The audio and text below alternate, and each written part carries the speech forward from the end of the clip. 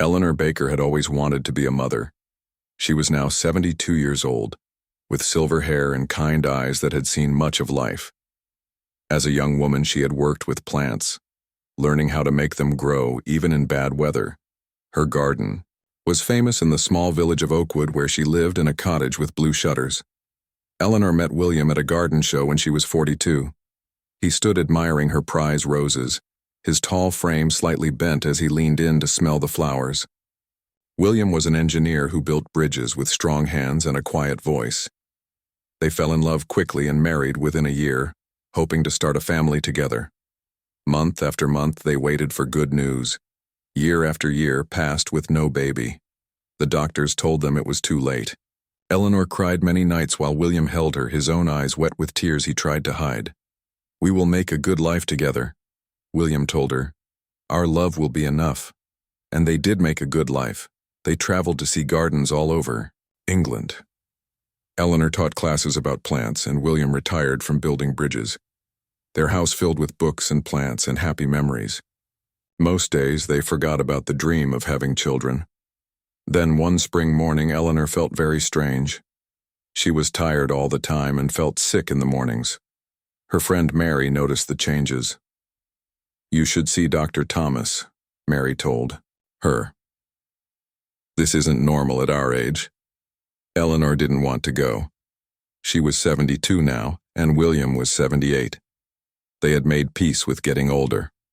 But the feeling didn't go away, so she made an appointment. On a rainy Tuesday, Eleanor and William sat in Dr. Thomas's office. The room was small, with pictures of babies on the walls. Dr. Thomas was a kind woman with glasses who had been their doctor for 20 years. "What brings you in today?" Dr. Thomas asked. Eleanor explained about feeling tired and sick. Dr. Thomas asked many questions and wrote notes. Then she asked Eleanor to do some tests.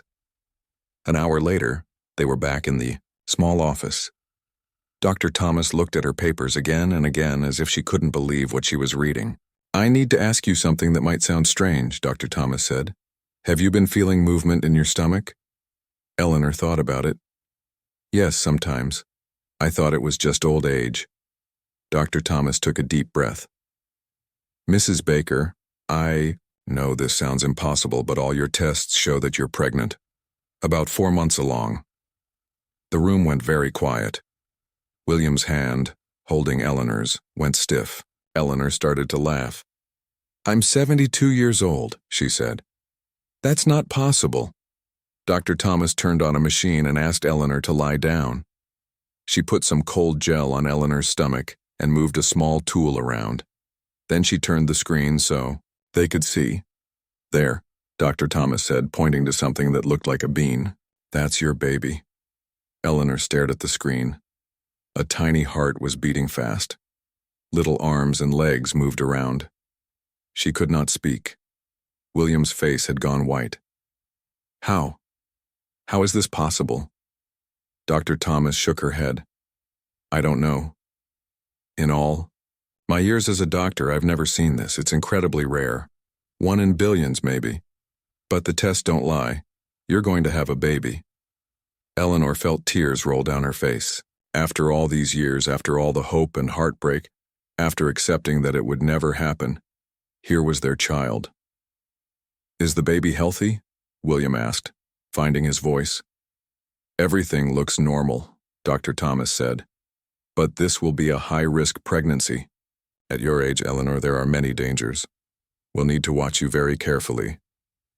Eleanor nodded, still unable to speak. She looked at William, wondering what he was thinking. For 30 years, they had lived quietly, finding joy in simple things. Now everything would change. On the drive home, rain tapped on the car roof. Eleanor put her hand on her stomach, feeling it in a new way. "What will we do?" she finally asked. William drove carefully, his old hands steady on the wheel. "We'll take one day at a time," he said, "like we always have." That night, Eleanor couldn't sleep. She stood by the window looking at the moon. A baby at 72. The village would talk. The doctors would worry. But in her heart, a spark of joy grew stronger with each passing hour. The impossible had happened. Their long-ago dream was coming true. Word spread quickly through the village of Oakwood. By the end of the week, everyone knew about Eleanor Baker's miracle pregnancy. Some people brought gifts, tiny hand-knitted booties and soft blankets. Others kept their distance, whispering that it wasn't natural for a woman of 72 to be having a baby. "Don't listen to them," William told Eleanor as they sat in their garden. The spring flowers were blooming and bees buzzed around the lavender bushes. "They just don't understand." Eleanor nodded, her hand resting on her growing stomach. She could feel the baby moving now, little flutters like butterfly wings. "I'm trying not to worry about what people think, but I am worried about the baby." Dr. Thomas had arranged for Eleanor to see doctors at the big hospital in the city. They drove there once a week for checkups. The waiting room was always full of young women with round bellies. They stared at Eleanor with curious eyes. One day, a young doctor with thick glasses and a stern face told them all the things that could go wrong. "Your blood pressure is too high. Your bones are weak. The baby might come too early. You might not survive the birth." Eleanor closed her eyes, feeling sick. William stood up, his old face angry. "That's enough," he said in a voice that was still strong. "We know there are risks, but we don't need you to take away our hope." They found a new doctor after that. Dr. Mills was older, with kind eyes and a gentle touch. "Every pregnancy has risks," she told them. "Yours has more than most, that's true. But I've seen miracles before. Let's focus on keeping you both healthy." As Eleanor's stomach grew bigger, she found it harder to move around. Her back hurt and her feet swelled up like balloons. William did everything he could to help. He cooked simple meals, helped her up and down the stairs, and read to her at night when she couldn't sleep. Their neighbor Mary came by often to help with cleaning. "My mother had me when she was 45, Mary said. "Everyone told her she was too old, but here I am. Your little one will be just fine." Eleanor tried to believe her. But sometimes in the quiet moments, fear crept in. "What if I'm not here to raise her?" she whispered to William one night. They had learned the baby was a girl. "What if she grows up without a mother?" William held her close. His arms were thinner now, but still strong enough to make her feel safe. "Then she'll have me, and Mary, and the whole village. But you're stronger than you think, Eleanor. You always have been." Summer came, bringing hot days that made Eleanor even more uncomfortable. Dr. Mills suggested they prepare the nursery early in case the baby came sooner than expected. William cleared out their spare room, which had been full of garden books and old photos. They didn't have much money to spend on fancy baby things. William built a simple wooden crib and painted it white. Eleanor sewed curtains with fabric that had small pink roses on it. Their friends brought things their own grandchildren had outgrown: a rocking chair, soft toys, and tiny clothes. One evening, as the sun was setting, Eleanor felt strange pains in her back. She was only 7 months along. "It's too early," she told William, fear making her voice shake. William called Dr. Mills, who told them to come to the hospital right away.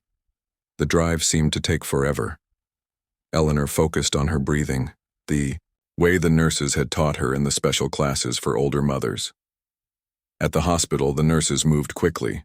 Eleanor was taken to a room with bright lights and many machines. Dr. Mills checked her and smiled. "False alarm," she said. "Your body is just practicing, but I want you to stay here tonight just to be safe." Eleanor stayed for 3 days. The doctors ran more tests and gave her medicine to help the baby's lungs grow stronger, just in case she did come early. William slept in a chair by her bed, refusing to go home. When they finally returned to their cottage, Eleanor felt different. The fear was still there, but something else was stronger now. Hope, maybe, or trust in whatever plan had brought them this miracle so late in life. "I think we need to pick a name," she told William as they sat in the garden watching the sun go down. "We can't keep calling her the baby." William thought for a moment. "How about Rose, like your prize flowers that bloom even when no one thinks they will?" Eleanor smiled. Rose Baker. It's perfect. That night, as Eleanor drifted off to sleep, baby Rose kicked strongly. Eleanor placed William's hand on the spot. His eyes widened with wonder. In that moment, all the risks and fears seemed small compared to the miracle growing inside her, a life that had waited so long to begin. The summer heat gave way to cooler autumn days. Eleanor was now 8 months pregnant, and her body felt heavy and tired. The baby inside her, little Rose, moved often, especially at night when Eleanor was trying to sleep. William had turned their downstairs study into a bedroom because Eleanor could no longer climb the stairs easily. He brought down their old bed and put it by the window so she could see the garden. He placed fresh flowers on the bedside table every morning. The most beautiful woman in the world shouldn't have to look at old wallpaper all day, he said, kissing her forehead. Eleanor smiled. Though her back was hurting, I look like a beach ball with legs. A very beautiful beach ball, William said, making her laugh. Dr. Mills came to visit them at home now. She checked Eleanor's blood pressure and listened to the baby's heartbeat. Everything looks good, she said. But you need to rest more. Your body is working very hard. Eleanor tried to rest, but it wasn't easy. She worried about the birth and what would come after. How would they manage with a newborn at their age? William was 78 now, and his hands sometimes shook when he was tired. Eleanor got out of breath, just walking to the bathroom. One night, Eleanor woke up feeling strange. The clock said it was 3 a.m. William was snoring softly beside her. She lay still, trying to understand what had woken her. Then she felt it, a sharp pain low in her stomach. She waited, and a few minutes later it came again. "William," she whispered, shaking his arm. "I think it's time." William sat up quickly, his eyes wide in the dark. "The baby? Now?" "But it's too early." "Only by a few weeks," Eleanor said, trying to stay calm. "Call Dr. Mills." William fumbled for the phone. His hands were shaking badly now. Dr. Mills answered after several rings, her voice sleepy. When William explained what was happening, she became alert. "I'll meet you at the hospital," she said. "Don't rush, but don't delay either." The drive to the hospital was quiet. Eleanor focused on her breathing while William drove carefully through the empty streets. The pain came and went, getting stronger each time. At the hospital, everything happened quickly. Nurses put Eleanor in a wheelchair and took her to a special room. Dr. Mills was already there, wearing green hospital clothes. "Let's check how things are going," she said, examining Eleanor. "Yes, you're in labor. The baby is coming today." More doctors came into the room. One of them, a young man with kind eyes, explained that they were concerned about Eleanor's age and the baby's early arrival. "We want to do a special operation called a C-section," he said. "It will be safer for both of you." Eleanor nodded, too tired to argue. William had to wait outside while they prepared her for surgery. He held her hand until the last moment. "I'll be right here," he said. "I love you both so much." Eleanor felt tears in her eyes. "I love you too." The operating room was cold and bright. Eleanor felt scared, but the nurses were kind. They talked to her as they worked, telling her about their own children and grandchildren. One nurse held her hand when the doctor put the needle in her back to numb her for the operation. "You'll feel pressure but no pain," the doctor explained. "And then you'll meet your baby." The next few minutes were strange. Eleanor could feel pulling and pressure, but no pain. The doctors and nurses worked quickly. Then suddenly, a new sound filled the room, a high, angry cry. "Here she is," Dr. Mills said, holding up a tiny red baby. "Your little Rose has arrived." The nurses quickly checked the baby, then wrapped her in a warm blanket. They brought her to Eleanor, who could only turn her head to see her daughter. "She's so small," Eleanor whispered, her voice full of wonder. "Is she okay?" 5 pounds exactly, a nurse said. Small but strong, her lungs sound perfect. They showed Rose to Eleanor for just a moment before taking her to a special area for premature babies.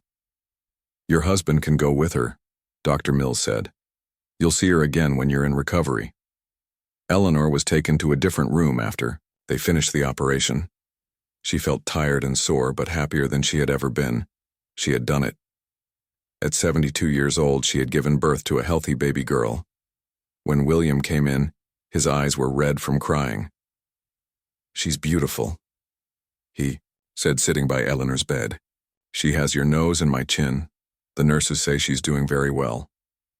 Eleanor reached for his hand. We did it, she said. After all these years, we finally have our baby. William nodded, too full of emotion to speak. Outside the window, the sun was rising, painting the sky pink and gold. A new day for their new family. Eleanor stayed in the hospital for a week. The doctors wanted to make sure she was healing well after the operation. Baby Rose stayed in a special area for small babies, with warm lights and careful nurses watching her day and night. William came to the hospital every morning and stayed until evening. He would sit next to Eleanor's bed, telling her about Rose's progress. She gained an ounce yesterday, he said proudly. The nurse said she's a fighter. Eleanor was too weak to walk to the baby room at first. The doctors brought her pictures of Rose, and William used his old phone to take videos. But it wasn't the same as holding her baby. On the fourth day, Eleanor felt strong enough to try. A nurse helped her into a wheelchair and pushed her slowly to the special baby room. They had to wear clean gowns and wash their hands carefully before going in. There were 6 babies in the room, all in small, clear beds with tubes and wires attached to them. The nurse led Eleanor to the one at the far end. Here's your daughter, she said softly. Eleanor looked down and felt her heart swell. Rose was so tiny, smaller than any baby Eleanor had ever seen. Her skin was pink, and a small cap covered her head. Her eyes were closed, and her little chest moved up and down quickly with each breath. Can I touch her? Eleanor asked. The nurse nodded. Just be gentle. Her skin is very sensitive. Eleanor reached out a shaking hand and placed one finger against Rose's tiny palm. Immediately, the baby's fingers closed around it, holding on with surprising strength. She knows who you are, the nurse said, smiling. Babies always know their mothers. Tears rolled down Eleanor's face. After all the years of waiting, all the disappointments, all the times she had made peace with never being a mother, here was her daughter, holding her finger as if she would never let go. The next day, the doctors said Eleanor could try to hold Rose. They brought a comfortable chair, and a nurse carefully lifted the baby from her special bed. She unwrapped some of the wires and placed Rose in Eleanor's arms. Support her head, the nurse said. That's right. Rose weighed almost nothing in Eleanor's arms. She opened her eyes for a moment. Dark blue eyes that seemed to look right into Eleanor's soul. William took a picture with his phone. Our first family photo, he said, his voice breaking. On the 7th day, the doctor said Eleanor could go home, but Rose needed to stay a bit longer. Just until she gains more weight, Dr. Mills explained. Maybe another week or 2. Eleanor didn't want to leave without her baby. How can I go home without her? She asked William. We need to make the house ready, William reminded her. And you need to rest more before she comes home. We can visit her every day. So Eleanor went home to their little cottage with the blue shutters. The garden was still blooming, but she hardly noticed the flowers. All she could think about was Rose, alone in the hospital. William drove her to visit every day. Sometimes they would sit for hours by Rose's bed, taking turns holding her when the nurses said it was okay. Rose grew stronger each day. The tubes were removed one by one, and she started drinking milk from a tiny bottle. She's doing so well, Dr. Mills told them. Better than we expected for a premature baby. The news spread through the village. More gifts arrived at the cottage, tiny dresses, soft toys, and handmade blankets. Even the people who had whispered that it wasn't natural seemed to change their minds when they saw pictures of baby Rose. Mary helped William get the house ready. They set up the white crib in the downstairs bedroom where Eleanor was sleeping. Mary washed all the baby clothes and folded them neatly in a drawer. "Are you scared?" Mary asked Eleanor one afternoon as they sat drinking tea. Eleanor thought about it. "Yes," she admitted. "I'm 72 years old and learning to be a new mother. I'm terrified, but I'm also happier than I've ever been." 2 weeks after Eleanor went home, Dr. Mills called with good news. "Rose is ready to come home tomorrow," she said. "She's now 5 pounds and 8 ounces and eating well." That night, Eleanor couldn't sleep. She kept checking that everything was ready: diapers, clothes, the special formula the hospital had recommended. William found her in Rose's room at midnight, rearranging the blankets in the crib for the 3rd time. "Come to bed," he said gently. "Tomorrow is a big day." The next morning they drove to the hospital with butterflies in their stomachs. The nurses had dressed Rose in a new outfit, a tiny pink dress with matching socks. They showed Eleanor and William how to secure her in the car seat they had borrowed from Mary's daughter. "Ready to go home?" Dr. Mills asked, smiling at the little family. Eleanor and William looked at each other, both nervous and excited. After more than 30 years of marriage, they were finally taking their baby home. The first night with Rose at home was both wonderful and difficult. Eleanor and William took turns holding her, afraid to put her down in case something went wrong. Every small sound the baby made caused them to worry. "Is that breathing normal?" William asked at 3 a.m. as Rose made tiny snuffling noises in her sleep. "I think so," Eleanor said, though she wasn't sure. The nurse said babies are noisy sleepers. By morning, they were both tired, but happy. Sunlight streamed through the windows as Eleanor fed Rose a bottle of special milk. The baby's eyes were open, looking up at her mother's face. "Hello, my darling," Eleanor whispered. "Welcome to your home." William made tea and toast, his hands shaking slightly as he carried the tray to Eleanor.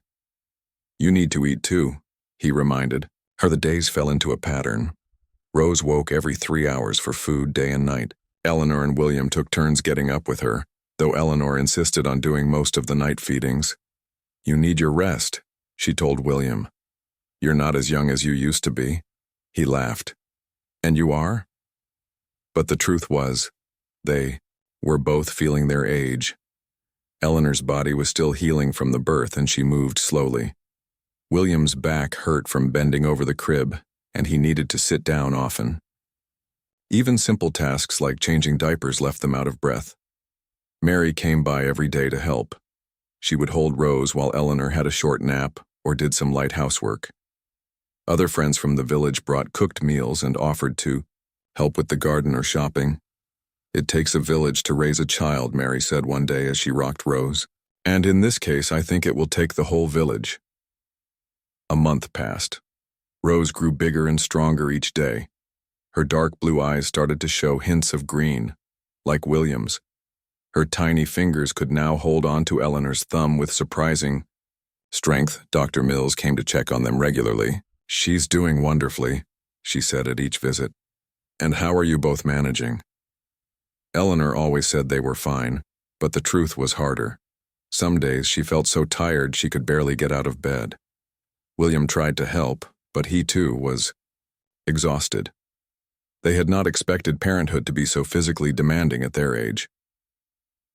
One evening, after Rose was finally asleep, Eleanor sat down heavily in her favorite chair. "I'm not sure I can do this," she admitted to William. "I love her so much, but I'm afraid I'm not strong enough." William knelt beside her chair, his old knees cracking as he moved. "Eleanor Baker, you are the strongest person I know. You grew roses in winter. You survived heartbreak year after year. You had a baby at 72. There is nothing you cannot do." Eleanor looked at her husband's face, lined with years but still so handsome to her. "But what if we don't have enough time with her? What if we don't live to see her grow up?" William was quiet for a moment. He looked towards the crib where Rose slept, peacefully. When he spoke, his words shocked Eleanor. "My darling," he said, his voice steady and clear, "life has never been about how much time we get. It's about what we do with the time we have. Look at us. We waited more than 70 years for our Rose. I don't need another 70 to feel that my life is complete. He took Eleanor's hands in his. Every day with Rose is a gift we never expected to have. We've already been given the impossible. How could we ask for more? We will love her with all we have for as long as we can, and that will be enough. It has to be enough. Eleanor stared at her husband of 35 years. William had always been a quiet man who fixed things and rarely spoke about feelings.